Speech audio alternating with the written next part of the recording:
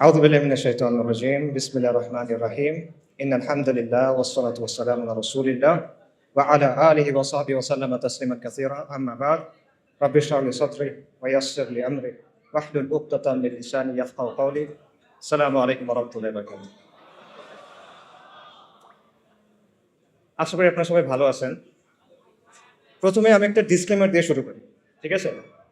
প্রথমে আমি তিনটা বিষয়ে আপনাদের কাছে মাফ চেয়ে নিচ্ছি। প্রথম বিষয়টা হলো, আমি পাবলিক স্পিচ দিয়ে অভ্যস্ত না। I prefer writing. লেখার অনেক সুবিধা আছে, আপনি এডিট করতে পারেন, রিভাইজ করতে পারেন, মুছে ফেলতে পারেন, রাইট? কিন্তু বলার সময় এগুলো করার সুযোগ নেই। অ্যান্ড আমার আসলে বলার যেহেতু অভ্যাস নাই, তাই আমি আসলে খুব সুন্দর করে গুছায় বলতে পারবো, এটা আমার কাছে মনে হচ্ছে না। এটা হলো 1 নম্বর বিষয়।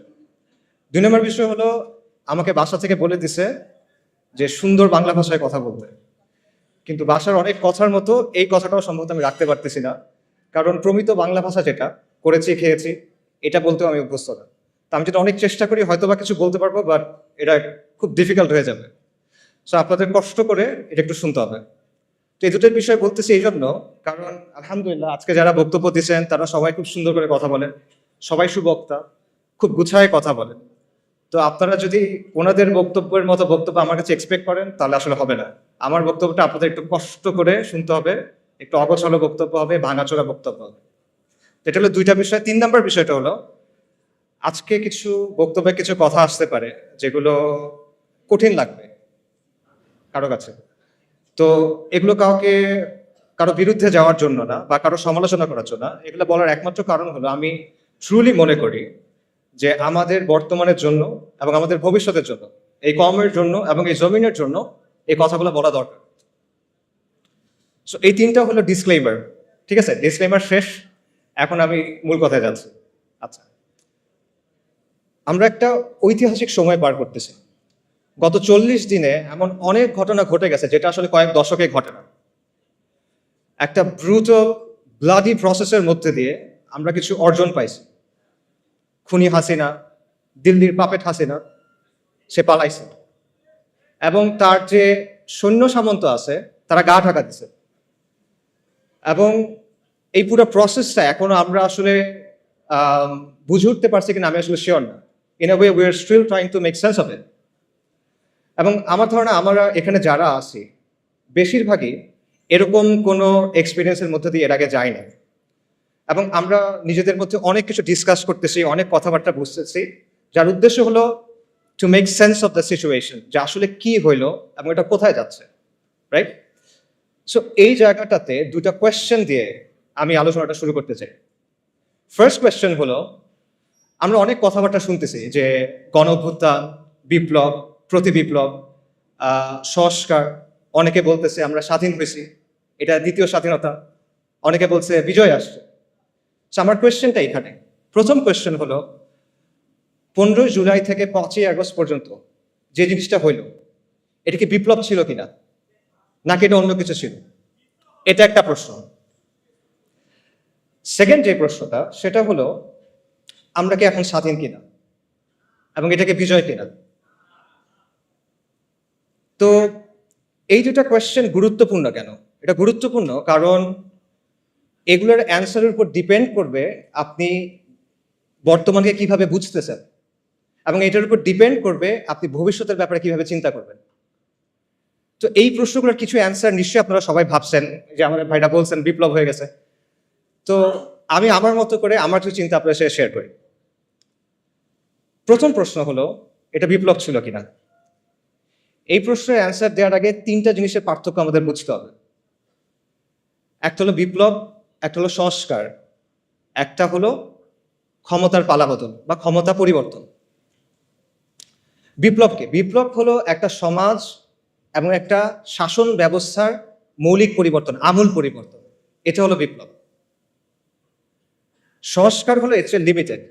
সংস্কারের ক্ষেত্রে একটা বিরাজমান কাঠামো থাকে, বিদ্যমান কাঠামো থাকে, সেটার মধ্যে কিছু পরিবর্তন হয়, কিছু মেরামতি হয়, কিছু পুনর্গঠন হয়। এটা হলো সংস্কার। আর ক্ষমতার পালাবদল, এটা আপনারা সবাই বোঝেন, একজন গেল আরেকজন আসবে, দ্যাটস ইট। আচ্ছা, তাও আমি বোঝানোর জন্য একটা এক্সাম্পল দিই।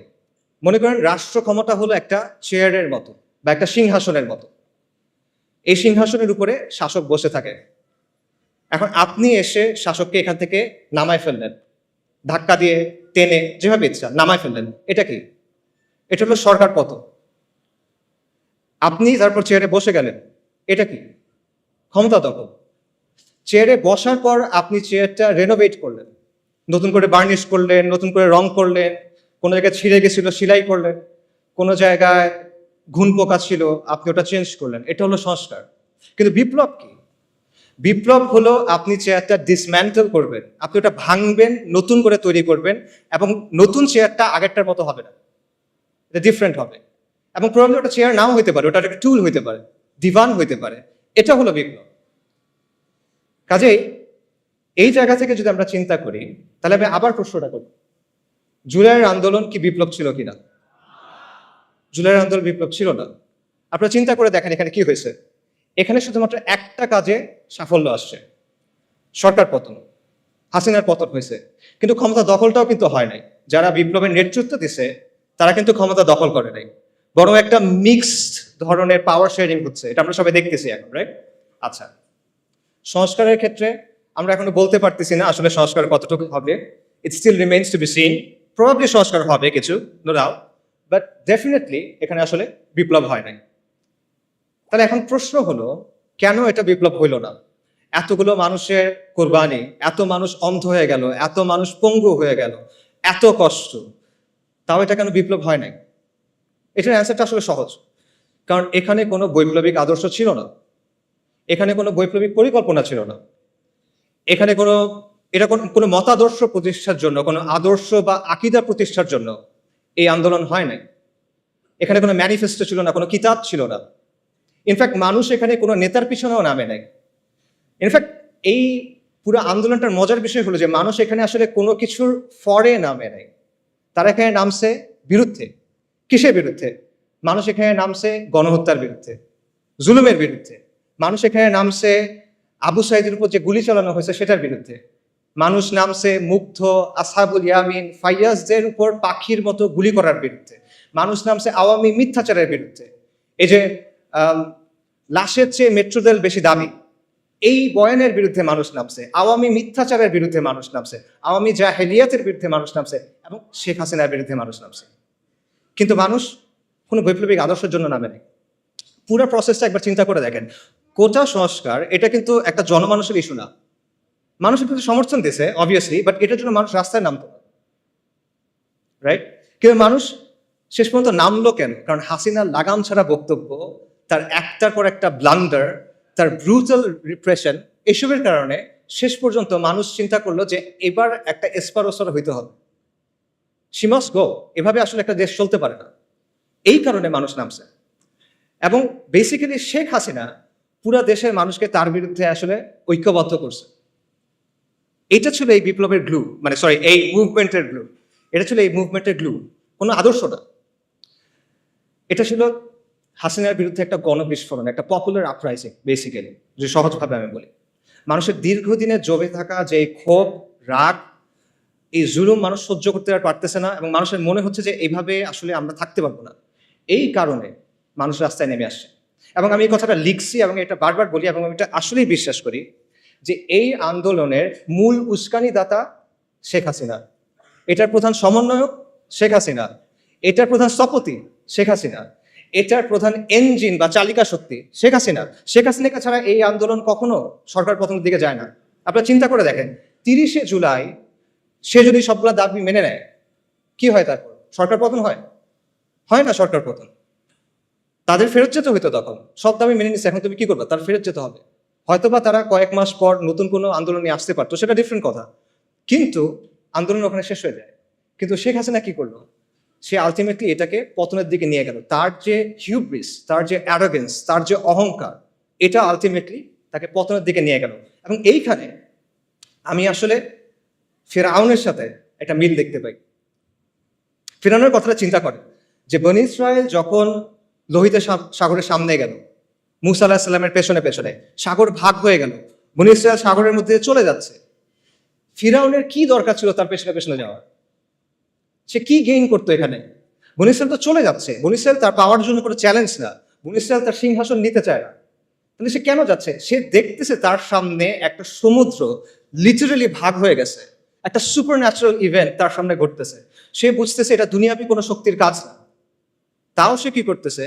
তার মনে হলো যে না, এর পিছিয়ে আমি যাই। এটা কেন? এটা তার অ্যারোগেন্স। সেই তো বলছিল আনা রাব্বুকুমুল আলা। এটা তার অহংকার, এবং এই অহংকারটাই তার পতন নিয়ে আসছে। এবং সেই ব্যাপারটা আমি বলবো যে শেখ হাসিনার ক্ষেত্রে হয়েছে। আল্লাহ এইভাবেই তার পতনটা রাখছেন। এটা কদর আল্লাহ। এই আন্দোলন নিয়ে অনেক ধরনের তত্ত্ব আছে, অনেক ধরনের ষড়যন্ত্র তত্ত্ব আপনারা শুনবেন। যেমন ধরেন, কেউ আমেরিকার কথা বলবে, কেউ কালার রেভলিউশনের কথা বলবে, কেউ এনইডির কথা বলবে। এবং এই কথাগুলোর যে একেবারে মেরিট নাই, আমি সেটাও মনে করি না। এখানে কিছু মেরিট থাকতে পারে, but at the end of the day দুটো পয়েন্ট আমাদের স্বীকার করতে হবে। সে দুটো পয়েন্ট হলো, শেখ হাসিনার বিরুদ্ধে পুরা বাংলাদেশের অধিকাংশ মানুষ একসাথে হয়ে গেছিল, একটা ইজমা হয়ে গেছিল যে she must go. And second পয়েন্টটা হলো, দুনিয়া চালায় কে? আল্লাহ। আল্লাহ মালিকুল মুলক, আল্লাহ আল জব্বার আল মুতাকাব্বির, এবং আল্লাহ আল লতীফ আস-সাতুর। ওয়াল্লাহু গালিবুন আলা আমরি ওয়ালাকিন আকসারান নাসি লা ইয়ালামুন। আল্লাহ তার কর্ম সম্পাদনে প্রবল, যদি অধিকাংশ মানুষ তা জানে না। অনেক মানুষের অনেক পরিকল্পনা থাকে, মাখলুকের অনেক পরিকল্পনা থাকে, অনেক ষড়যন্ত্র থাকে, but at the end of the day কার ইচ্ছা বাস্তবায়ন হয়? ওয়া মাকারু ওয়া মাকরুল্লাহ ওয়াল্লাহু খায়রুল মাকিরিন। সবাই পরিকল্পনা করে, আল্লাহও পরিকল্পনা করে, আল্লাহর পরিকল্পনা বাস্তবায়ন হয়। ওয়ালা গালিবা ইল্লাল্লাহ ওয়া হুয়া আলা কুল্লি শাইইন কাদির। সো এই বিষয়টা আমাদের মাথায় রাখা দরকার। আমরা যেন একটা ব্যালেন্স পজিশনে থাকি। ব্যাপারটা যেন এমন না হয় যে আমরা চিন্তা করতেছি যে কেউ সেভিয়ার আসছে আসমান থেকে নেমে বাংলাদেশকে অনেক কিছু করে দিবে, এরকম কিছু আমরা চিন্তা করার দরকার নাই। আবার আমাদের এটাও চিন্তা করার দরকার নাই যে সবকিছুই মনে হয় ইলুমিনাতি করে বা আমেরিকা করে বা অমুক কেউ করে। ব্যাপারগুলো আসলে এরকম না। দুনিয়া কন্ট্রোল করেন আল্লাহ। যাই হোক, আমি মূল আলোচনায় যদি ফেরত যাই, আমরা শুরু করছিলাম একটা প্রশ্ন দিয়ে, এটা বিপ্লব কিনা? এটা বিপ্লব না। এটা ছিল শেখ হাসিনার বিরুদ্ধে গণবিস্ফোরণ। এটা ছিল হাসিনার পতনের ব্যাপারে মানুষের মধ্যে যে মনোভাব অলরেডি চলে আসছিল, সেটা একটা বাস্তবায়ন। এবং এই জন্যই মানুষ যখন বুঝতে পারছে যে আলটিমেটলি আর কোনো অপশন নেই, আমাদের রাস্তায় নেমে যেতে হবে, তখন হাসিনার পতনটা নির্ধারিত হয়ে গেছে। এটা হয়তো একদিন পরে হয়েছে, এক সপ্তাহ পরে হয়েছে, এটা এক বছর পরে হইতে পারতো, বাট প্রসেসটা শুরু হয়ে গেছিল। এবং একই কারণে এখন আমরা অনেক ধরনের কথা শুনতেছি যে সাহি সেকুলারিজম আসতে হবে, সাহি লিবারাল ডেমোক্রেসি আসতে হবে। এই ব্যাপারগুলো আসলে আসবে না। কেন আসবে না? কারণ মানুষ এগুলোর ব্যাপারে কেয়ার করে না। মানুষ এগুলো আসলে বোঝেও না, যারা বোঝে তারা চায়ও না। এগুলো হলো ৭২-এর সংবিধানের মতো একটা বিষয়, যেটা আপনি মানুষের গায়ের উপর রেখে চালাই দিচ্ছেন।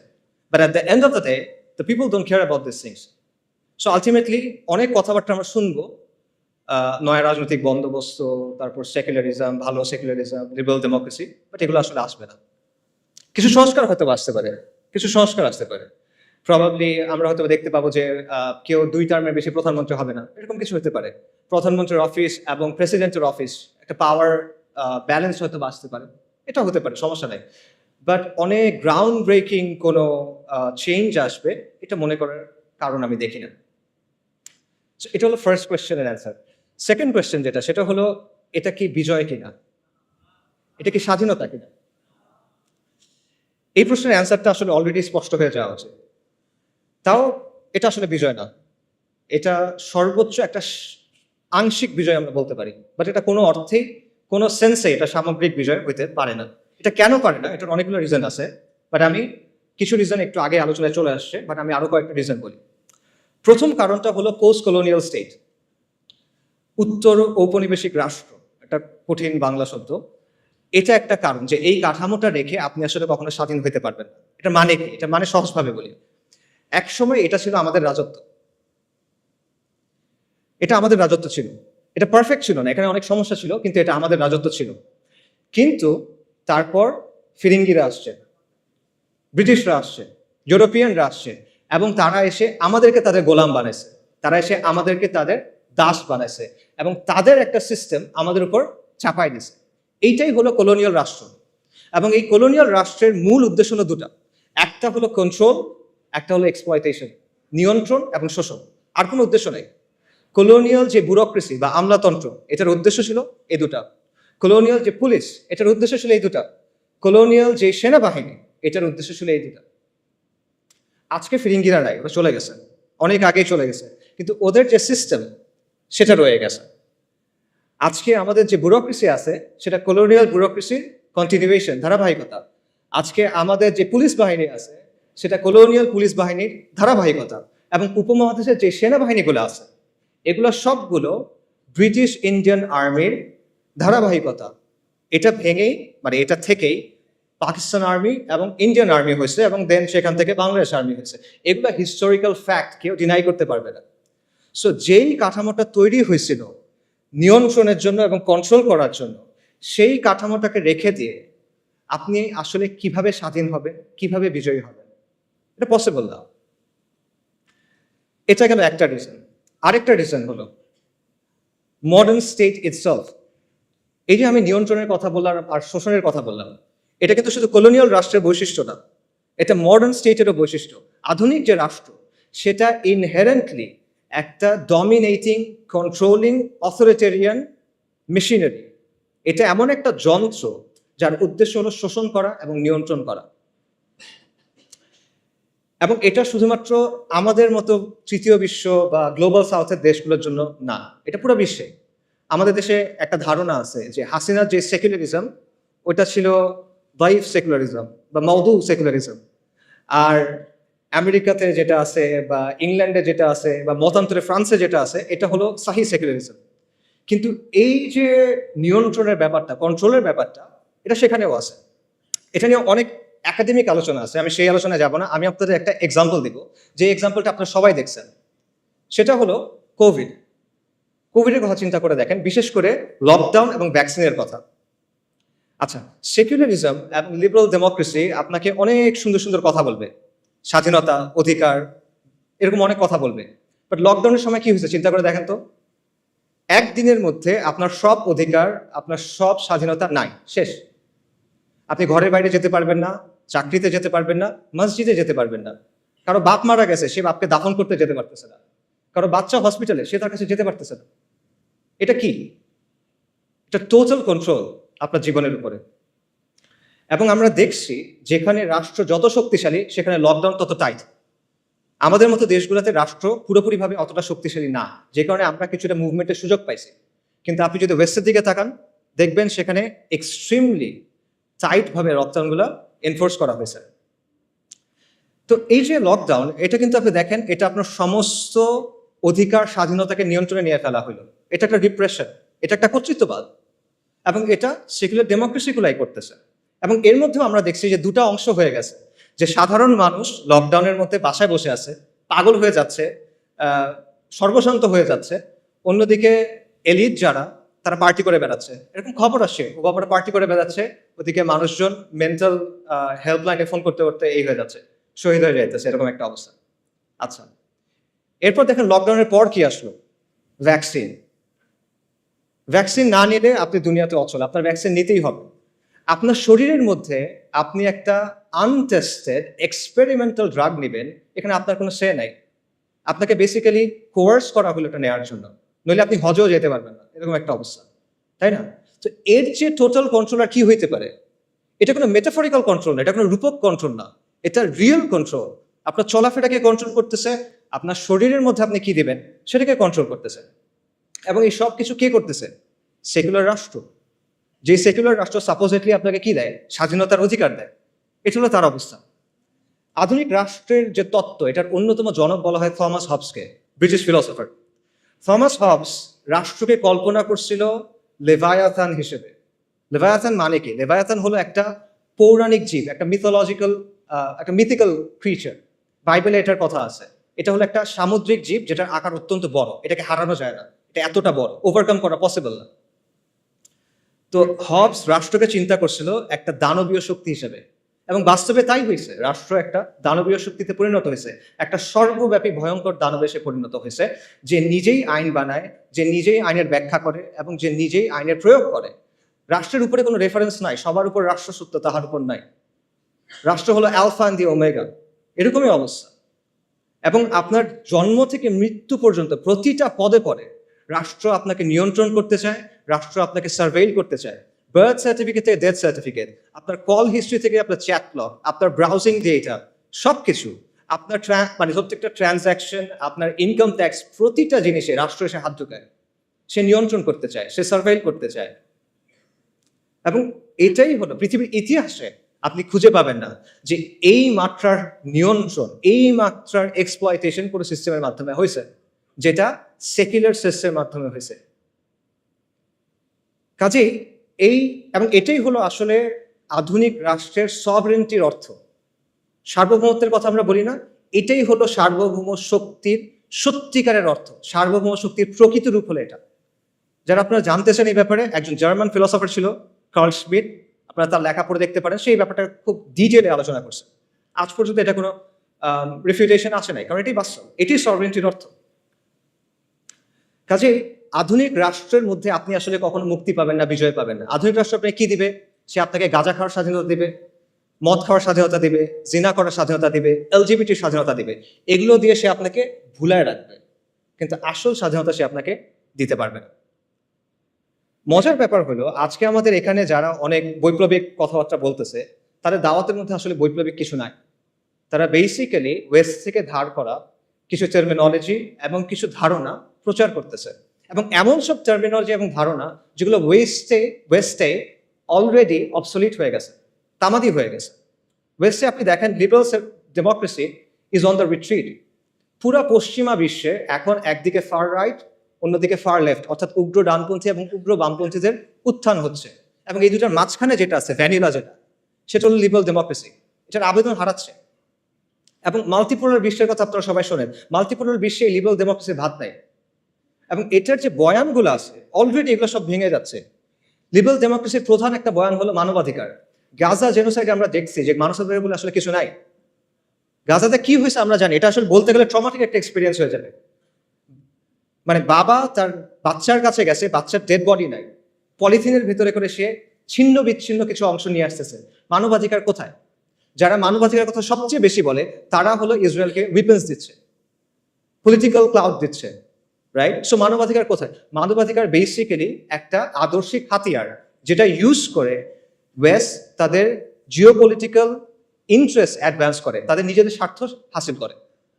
একই কথা আন্তর্জাতিক আইনের ক্ষেত্রে। কই আন্তর্জাতিক আইন কই? ইসরায়েল নানা জায়গায় গিয়ে গিয়ে অ্যাটাক করতেছে, কনসুলেটের ভেতরে গিয়ে অ্যাটাক করছে, যেটা কখনো হয় নাই। কই আইন কোথায়? নাই আইন। এগুলো রেটরিক, যেগুলো ওয়েস্ট তাদের ইচ্ছা মতো ইউজ করে তারপর ফালায় দেয়। কিন্তু আমরা এগুলো বিশ্বাস করে বসে আছি, এবং আমরা মনে করছি এটা মনে হয় অনেক বৈপ্লবিক কিছু একটা। এবং ফাইনালি আপনি দেখেন গাজা এটাও প্রমাণ করছে যে ডেমোক্রেসি অ্যাকচুয়ালি ওয়ার্ক করে না। কেন এটা আমি বলতেছি? দেখেন, ওয়েস্টে অনেক মানুষ কিন্তু গাজা জেনোসাইডের বিপক্ষে, তারা এটার বিরুদ্ধে রাস্তায় মার্চ করছে, তারা প্রতিবাদ করছে, এটা আপনার স্বীকার করতে হবে, এবং আমরা এটা অ্যাপ্রিসিয়েট করি, আর তারা হেদায়েত করেন। কিন্তু তাও তারা এটা বন্ধ করতে পারতেছে না। অনেক মানুষ এটার বিরুদ্ধে, কিন্তু তারা এটা বন্ধ করতে পারতেছে না। এটা কেন?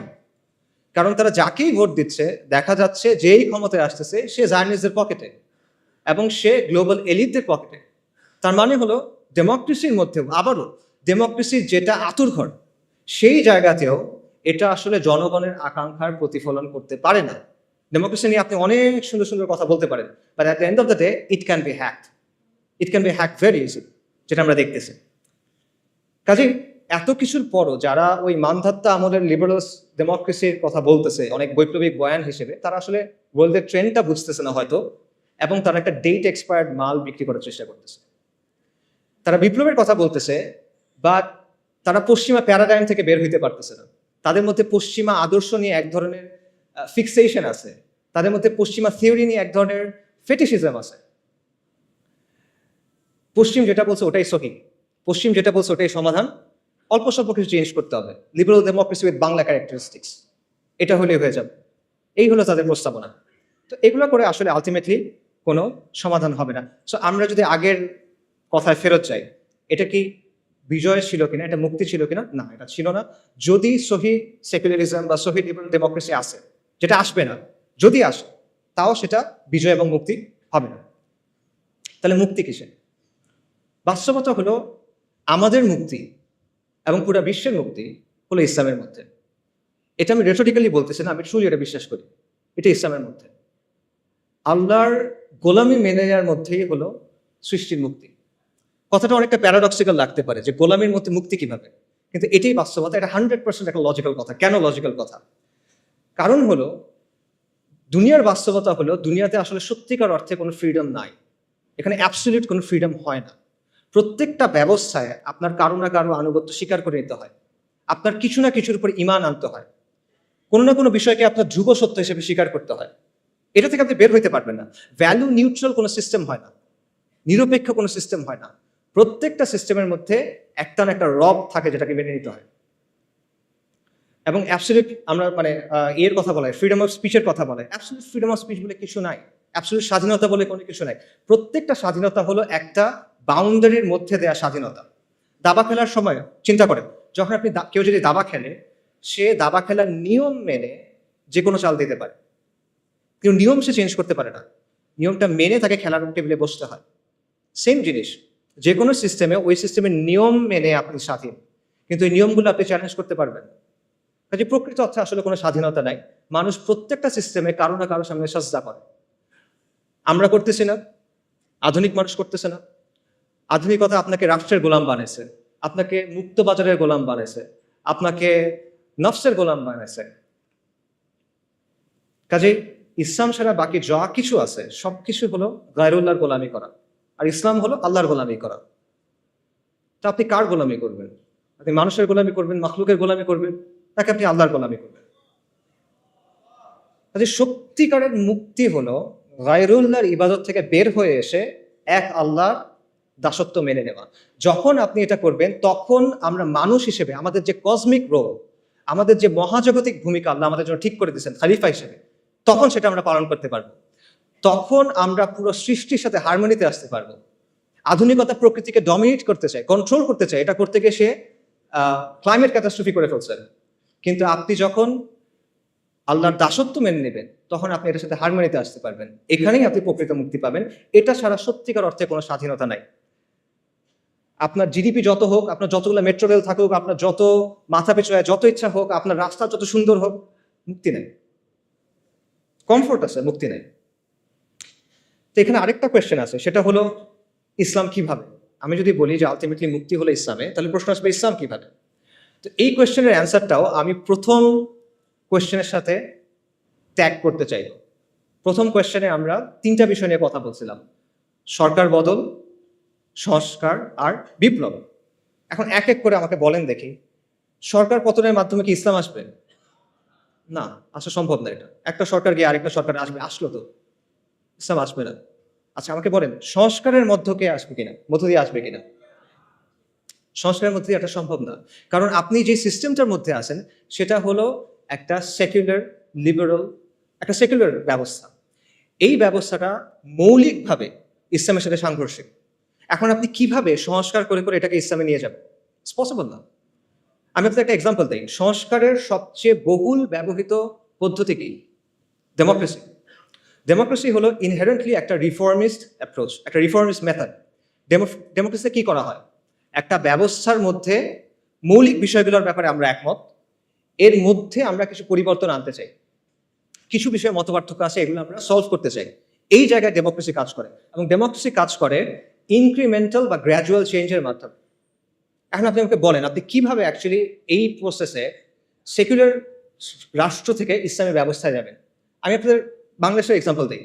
বাংলাদেশে যে ইসলামী দলগুলো আছে যারা ডেমোক্রেটিক পদ্ধতিতে অংশগ্রহণ করছে, তাদের সবার ভোট যদি আপনি মেলান কোনো একটা নির্বাচনে, 30টার মতো আসনও তারা পায় নাই। লেস দেন 30, 300টার মধ্যে less than 30, less than 10%।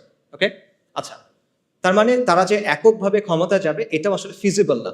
But তর্কের খাতিরে আমি ধরলাম এটা হইল। মনে করেন বাংলাদেশের কোনো একটা ইসলামী দল অথবা সবগুলো ইসলামী দলের কোনো একটা জোট, তার 160টা আসন পেয়ে গেল, ক্ষমতায় গেল। আলহামদুলিল্লাহ, অনেকে বলে ফেলবে ঠিক আছে গেল, তারপর কি হবে? তারপর কিভাবে ইসলাম আনবেন? আপনি সংবিধান পরিবর্তন করে করে আনবেন? পসিবল না। কি পরিবর্তন করবেন? আপনার সংবিধান আপহেল্ড করতে হবে। এটা শপথ নিয়ে আপনি গেছেন। আপনি যদি বলেন যে ঠিক আছে, সংবিধানের মধ্যে আপনি লিখে দিলেন যে কোরআন সুন্নাহ বিরোধী কোনো আইন করা হবে না, তাহলে হয়ে গেল শরিয়া কায়েম? না, হবে না। এর চেয়ে অনেক সুন্দর সুন্দর কথা পাকিস্তানের সংবিধানে আছে, চমৎকার চমৎকার সব কথাবার্তা আছে, but at the end of the day ওটা স্টিল একটা সেকুলার রাষ্ট্র। কাজে সংস্কারের মাধ্যমে আপনি জিনিসটা করতে পারবেন না। এবং দেখেন, এই যে আমরা যে আলোচনাগুলো শুনতেছি বিপ্লব, গণঅভ্যুত্থান নিয়ে, ওখানে কিন্তু এই কথাগুলো আসতেছে যে গণঅভ্যুত্থানের বৈধতা আপনি সংবিধান থেকে পাবেন না, গণঅভ্যুত্থান করতে হলে সংবিধানের বাইরে গিয়ে করতে হবে। এই কথাগুলো আসতেছে না? নতুন গঠন করতে হলে পুরনো সংবিধান দিয়ে হবে না। তো আপনি যদি এতটুক কাজ সংবিধানের মধ্যে না করতে পারেন, আপনি সেকুলারিজম থেকে ইসলামী ব্যবস্থায় যাবেন, সেটা আপনি কেমনে সংবিধানের মধ্যে দিয়ে করবেন বা কেমনে এই প্রসেসের মধ্যে দিয়ে করবেন? এটা আনরিয়ালিস্টিক, ইট ইজ পসিবল না, ইম্পসিবল। এখানে আরো অনেকগুলো বিষয় আসলে আছে, অত কথা বললাম না, সময় হয়ে যাচ্ছে। দুটো পয়েন্ট বলি। আপনি দেখেন মিশরে, আলজেরিয়াতে ইসলামিস্টরা ক্ষমতায় আসছিল, কিন্তু ডিপ স্টেট তাদের বিরুদ্ধে কু করছে, তাদেরকে সরাই দিয়েছে। তিউনিসিয়াতে সেম জিনিস হয়েছে, কিন্তু তিউনিসিয়াতে যারা ক্ষমতায় আসছিল তারা ইসলামিস্ট ছিল না, তারা ছিল সাবেক ইসলামিস্ট যারা পরবর্তীতে লিবারাল ডেমোক্রেট হয়েছে, তাদেরকেও কু করে সরাই দিয়েছে। এবং এই ব্যবস্থায় যারা গেছে তারা নিজেরা চেঞ্জ হয়ে গেছে।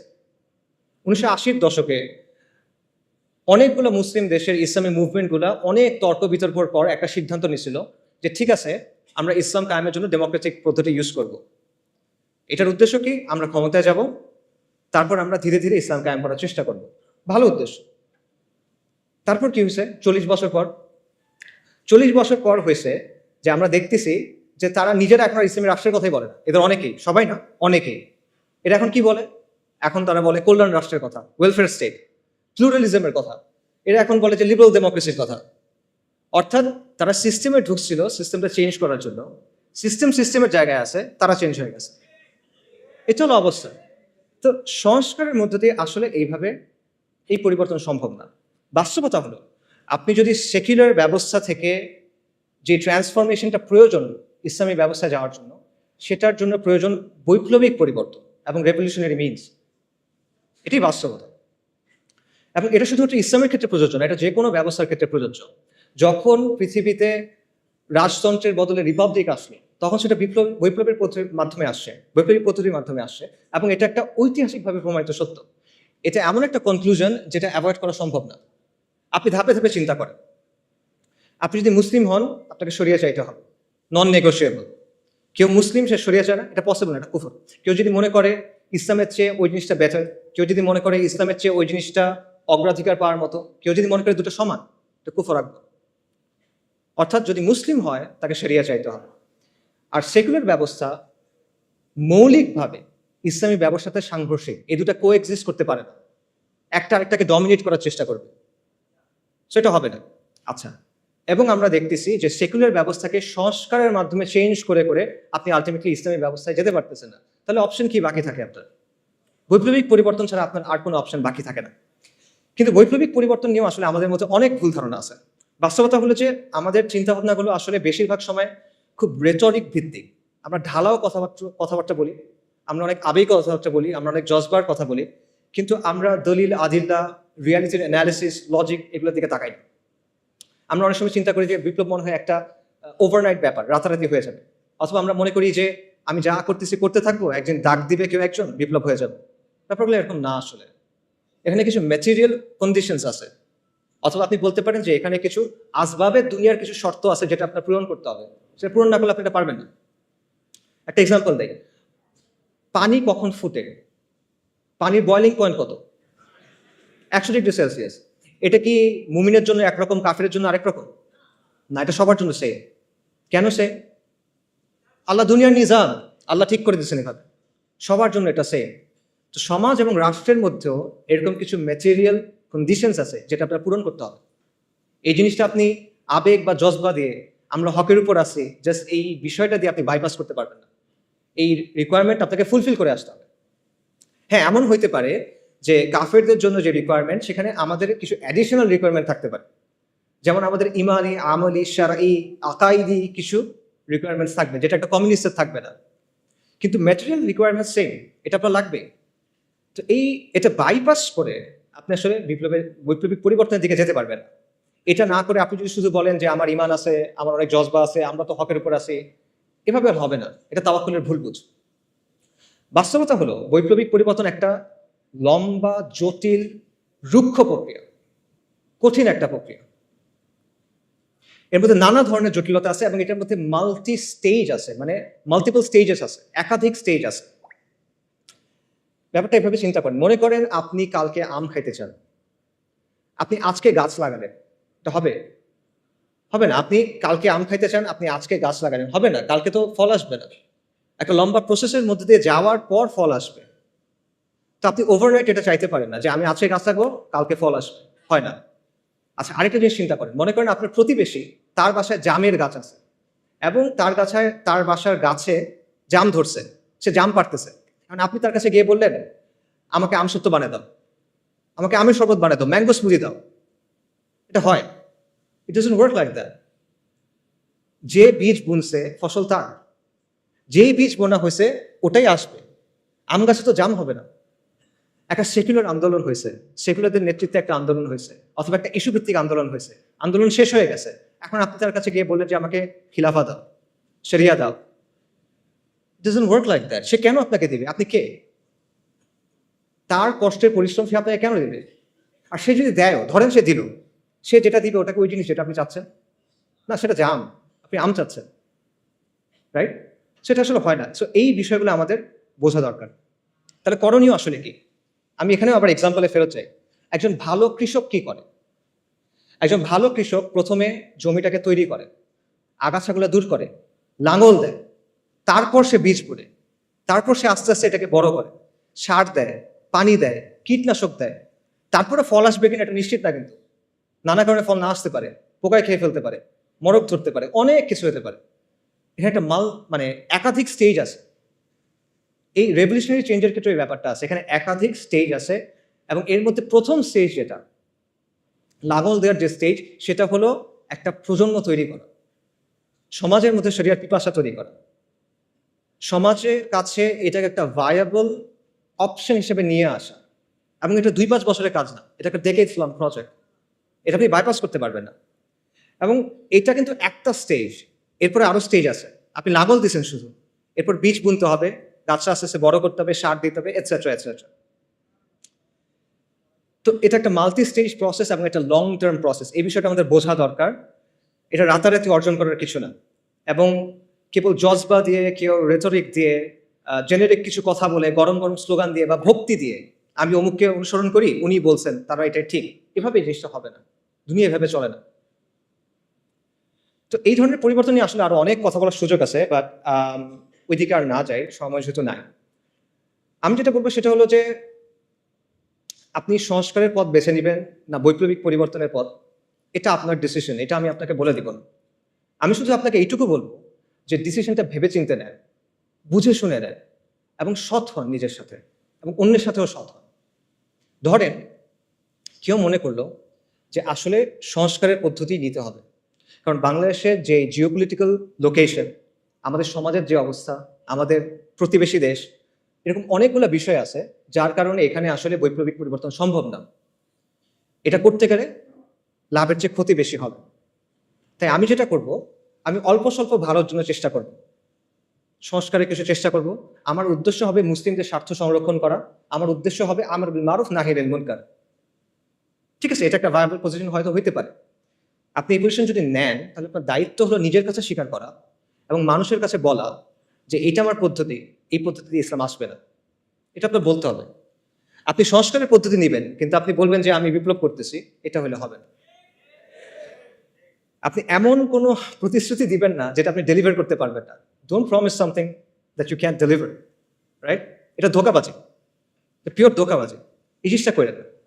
আপনি বলেন যে না আমি পারবো, আমি এতটুকু জানি ভাই, আমি এতটুকু করছি, আই ক্যান রেসপেক্ট দ্যাট, কিন্তু যেটা নাই ওটা বলে লাভ নেই। একইভাবে আপনি যদি বৈপ্লবিক পথ নেন, তাহলে রেটোরিক্যাল আলাপ, ভক্তির আলাপ, এই জিনিসপত্রগুলো ছেড়ে দিয়ে আপনি প্র্যাকটিক্যাল রিয়েলিস্টিক আলাপে আসেন। আপনি ম্যাটেরিয়াল কন্ডিশনগুলো নিয়ে চিন্তা করেন, ঠিক আছে?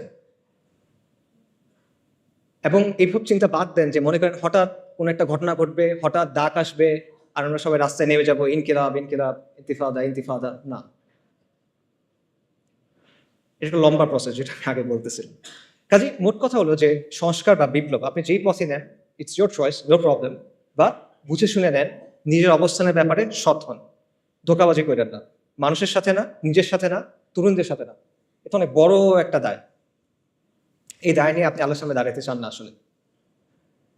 আচ্ছা, একটা কথা দিয়ে শেষ করি, সেটা হলো যেটাই আপনি পছন্দ করেন, সংস্কার অথবা বিপ্লব, দুটা ক্ষেত্রে আপনার আসলে একটা কাজ করতে হবে। যদি আপনি চান আগামীর বাংলাদেশে ইসলাম শক্তিশালী হোক, তাহলে আপনি যে তরিকায় নেন, আপনার একটা কাজ করতেই হবে, এটা না করলে হবে না। সেই কাজটা কি? এটাও একটা প্রশ্ন দিয়ে বলি, আমাদের সমাজে সেন্ট্রাল কনফ্লিক্ট কি? আমাদের সমাজে প্রধান দ্বন্দ্ব কি? প্রধান দ্বন্দ্ব কি আমি বোঝাই। মনে করেন রাসূলুল্লাহ সাল্লাল্লাহু আলাইহি সাল্লাম যখন নবুয়ত পাইলেন, তখন পৃথিবীতে কিন্তু অনেক ঘটনা ঘটতেছিল। রোমান আর পার্সিয়ানদের মধ্যে যুদ্ধ চলতেছিল, ব্যাপক যুদ্ধ, অনেক বছর ধরে। আরবে বিভিন্ন রাজাদের মধ্যে যুদ্ধ চলতেছিল। জাজিরাতে কুরাইশদের বিভিন্ন গোত্রের মধ্যে রেষারেষি চলতেছিল, এটা আমরা জানি, বনু উমাইয়া, বনু হাশিম, নানা কাহিনী। আফ্রিকাতে অনেক সাম্রাজ্য ছিল, তাদের মধ্যে যুদ্ধ চলতেছিল। এইসবের মাঝখানে আপনি যদি ওই সময়ের একটা পেপার পাইতেন, মনে করেন ওইখানে আসলে রাসূলুল্লাহ সাল্লাল্লাহু আলাইহি ওয়াসাল্লামের নিউজটা যখন উনি নবুয়ত পাইছেন, এটা কোথায় আসতো? মনে করেন 8 নাম্বার পেজে ছোট্ট একটা ইঞ্চি করে একটা খবর আসতো, তাই না? কিছু না আসলে মনে করতে মানুষ, but at the end of the day এটাই ছিল মূল ঘটনা। যদি আমরা পৃথিবীর একটা হিস্ট্রি লিখি, রাসূলুল্লাহ সাল্লাল্লাহু আলাইহি ওয়াসাল্লাম হলেন বা আম্বিয়ায়ে কেরাম হলেন মূল ক্যারেক্টার, এবং তাদের সাথে যেগুলো ঘটতেছে এগুলো হলো মূল স্টোরি লাইন, বাকি সবকিছু হলো সাইড ক্যারেক্টার, সাইড কোয়েস্ট, পার্শ্ব চরিত্র, রাইট? তার মানে ওই সময় পৃথিবীতে মূল কনফ্লিক্ট কোনটা ছিল? ইমান বনাম শিরক, তাওহীদ বনাম শিরক, ইমান বনাম কুফর, দ্যাটস ইট। সিমিলারলি আপনার চিন্তা করতে হবে যে আমাদের সমাজে মূল কনফ্লিক্ট কোনটা। কারণ আপনি যখন মূল কনফ্লিক্টে ফোকাস করবেন, তখন আপনি একটা সমাজকে একটা পরিণতির দিকে নিতে পারবেন, নইলে পারবেন না। তা আমাদের সমাজে সেন্ট্রাল কনফ্লিক্ট কোনটা? আমরা অনেক কথাবার্তা বলি। আগে বলা হয়তো আওয়ামী লীগ বনাম বিএনপি, ভারত বনাম আমেরিকা, বা ভারত বনাম চায়না, শাহবাগ বনাম অ্যান্টাই শাহবাগ, ফ্যাসিজম বনাম অ্যান্টাই ফ্যাসিজম, অনেক কথা বলা হয়। But at the end of the day এগুলো কোনোটাই আমাদের সমাজের সেন্ট্রাল কনফ্লিক্ট না। এগুলো যদি সলভ হয়ে যায়, তাও আপনি বিজয় পাচ্ছেন না, মুক্তি পাচ্ছেন না, যেটার কথা আমরা বললাম। মনে করেন প্রো ইন্ডিয়া গভর্নমেন্ট চলে গিয়ে একটা প্রো আমেরিকান গভর্নমেন্ট আসলো, সমাধান হয়েছে? মনে করেন ফ্যাসিস্ট গভর্নমেন্ট চলে গিয়ে একটা অ্যান্টাই ফ্যাসিস্ট গভর্নমেন্ট আসলো, সমাধান হয়েছে? মনে করেন কালকে থেকে শাহবাগ নাই বাংলাদেশে, সমাধান হবে? পাকিস্তানে তো শাহবাগ নাই, পাকিস্তানে তো শান্তি নিকেতনই এই সেকুলাররা নাই, কিন্তু সেখানেও তো লিবারেল সেকুলাররা এই সমাজটা নিয়ন্ত্রণ করে। বাংলাদেশের আগে পাকিস্তানে ট্রান্সজেন্ডার আইন পাস হয়ে গেছে, কিভাবে? সেখানে তো শাহবাগই নাই। সো শাহবাগই ভ্যানিশ করে দেন, আপনার সমস্যার সমাধান হচ্ছে না। সমাধান হলো মূল কনফ্লিক্টের জায়গাটা, এবং মূল কনফ্লিক্টটা হলো ইসলাম বনাম সেকুলারিজমের দ্বন্দ্ব, আল্লাহর আইন বনাম গায়রুল্লাহর আইনের দ্বন্দ্ব, আল্লাহর শরিয়া বনাম মানুষের শরিয়ার দ্বন্দ্ব, ইসলাম বনাম মানুষের বানানো তন্ত্রমন্ত্রের দ্বন্দ্ব। এটাই হলো মূল কনফ্লিক্ট। আল্লাহ আযজা ওয়া জাল্লা কোরআনে কি বলছেন? সব আম্বিয়ায়ে কিরামকে কোন দাওয়াত দিয়ে পাঠানো হয়েছে? নবী রাসূলকে কোন দাওয়াত দিয়ে পাঠানো হয়েছে? আল্লাহ আযজা ওয়া জাল্লা বলছে, ওয়ালাকাদ বাআসনা ফি কুল্লি উম্মাতির রাসূলান আন ইবুদুল্লাহা ওয়াজতানিবুত তাগুত। আমি প্রত্যেক উম্মার কাছে রাসূল প্রেরণ করছি এই মর্মে যে তোমরা আল্লাহর ইবাদত করো, তাগুতকে বর্জন করো। কুফর বিত তাগুত ওয়া ঈমান বিল্লাহ। এখন আপনি আমাকে বলেন, যদি আপনি আল্লাহর উপর বিশ্বাস আনেন, তাহলে আপনি আল্লাহর আইনকে বাদ দিতে পারবেন? এটা পসিবল? পসিবল না। আপনি যদি আল্লাহর উপর বিশ্বাস আনেন, আপনি গায়রুল্লাহর আইন মেনে দিতে পারবেন? পসিবল না। তাহলে আপনি যদি ঈমান বিল্লাহ এবং কুফর বিত তাগুত চান, তাহলে অবশ্যই আপনাকে মানতে হবে যে ইসলাম এবং সেকুলারিজমের মধ্যে একটা প্রচন্ড দ্বন্দ্ব আছে, এবং এটাই আসলে সবচেয়ে বড় দ্বন্দ্ব। আপনাকে কেউ বাধ্য করতেছে না আজকে যে তুমি গিয়ে লাত মানাত উজ্জার সামনে গিয়ে সাজদা করো। কেউ আপনাকে বলতেছে না যে তুমি হুবালের সামনে গিয়ে একটা জিনিস কোরবানি করো, কেউ বলবে না। কিন্তু সে কি বলবে? আল্লাহর আইন ছাড়ো, গায়রুল্লাহর আইন ধর, সে এটা আপনাকে বলবে। সো এইটাই হলো সেন্ট্রাল কনফ্লিক্ট, এবং এই বিষয়টাকে আমাদের দাওয়ার মূল ভিত্তি বানাইতে হবে, এবং আমাদেরকে এটা সমাজের মূল প্রশ্নে পরিণত করতে হবে, যেটা আমরা পারি নাই। এখানে আমরা স্পেকটাকুলারলি ফেল করছি। বাংলাদেশের সাধারণ মানুষ যখন তার ভবিষ্যৎ নিয়ে চিন্তা করে, সে কি বলে দেখেন? সে কিসের কথা বলে? সে বলে ডেমোক্রেসির কথা, সে ভোটের কথা বলে, সে অর্থনীতির কথা বলে, কিন্তু সে কিন্তু শরিয়ার কথা বলে না। তো এটা সেকুলারদের সাফল্য যে তারা তাদের স্লোগান, তাদের চিন্তাগুলো মানুষের কাছে পৌঁছে দিতে পারছে, এবং আমাদের ব্যর্থতা যে এত ইম্পর্টেন্ট একটা বিষয় আমরা মানুষের কাছে পৌঁছে দিতে পারি নাই। কাজে যদি আমরা ইসলামের বিজয় চাই, তাহলে অথবা আমরা ইসলামকে শক্তিশালী করতে চাই, আবারও বলতেছি, আপনি সংস্কার চান অথবা আপনি বিপ্লব চান, এই কাজটা আপনার করতেই হবে। ইসলাম এবং সেকুলারিজমের মধ্যে যে দ্বন্দ্ব, এটাকে আপনার সমাজের সেন্ট্রাল কনফ্লিক্টে পরিণত করতে হবে। বাকি সবকিছু সেকেন্ডারি। হ্যাঁ, অবশ্যই ব্যক্তি পর্যায়ে আপনি দাওয়া করবেন ইমান, আমল, আকীদার, অফকোর্স এটা বাদ যাবে না। বাট যখন আপনি সামষ্টিক পর্যায়ে যাবেন, সমাজের কথা বলবেন, তখন এটা আপনার দাওয়ার মূল কেন্দ্র হতে হবে।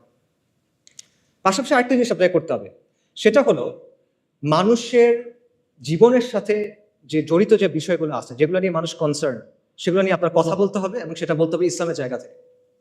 এবং এটাও নবী রাসূলদের দাওয়ার সুন্নাহ। নবী রাসূলগণ তাওহীদের দাওয়াত দিয়েছেন, অবশ্যই সত্য।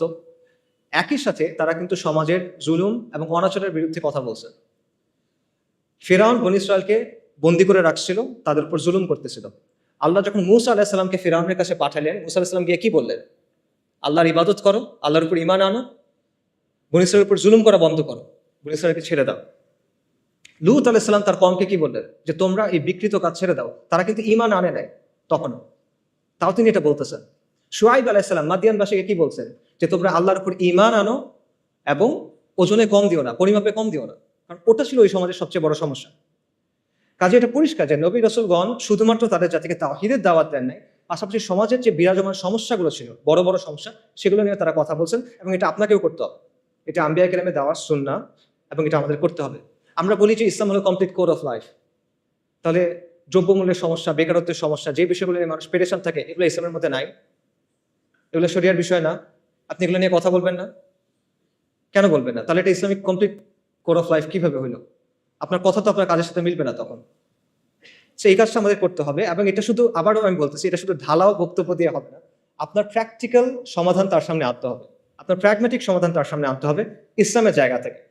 আপনি এটা বললে হবে না যে ইসলাম সব সমস্যার সমাধান দেয়। আপনার বলতে হবে ইসলাম অমুক সমস্যার সমাধান এভাবে দেয় এবং এটা হলো বেস্ট সমাধান, এটা আপনার বলতে হবে। এবং এইভাবে, এমনভাবে আপনার মানুষের সামনে ইসলামী ব্যবস্থার একটা ভিশন তুলে ধরতে হবে, যাতে করে মানুষ যখন চিন্তা করে ভবিষ্যৎ নিয়ে, তখন সে মনে করবে যে হ্যাঁ, আমি শরিয়া চাই। এটা আমরা করি না। এখানে আমাদের অবস্থান জিরোর কাছাকাছি, হয়তো 1%, 100-র মধ্যে। আমার মনে হয় 1%ও না। সামারি করি, আপনার উদ্দেশ্য সংস্কার হোক অথবা বিপ্লব। যদি আপনি আগামীর বাংলাদেশে ইসলামকে শক্তিশালী করতে চান, আপনার দুটা কাজ করতেই হবে। প্রথম কাজটা হলো ইসলাম ও সেকুলারিজমের যে দ্বন্দ্ব, এটা সমাজের মূল দ্বন্দ্বে পরিণত করতে হবে।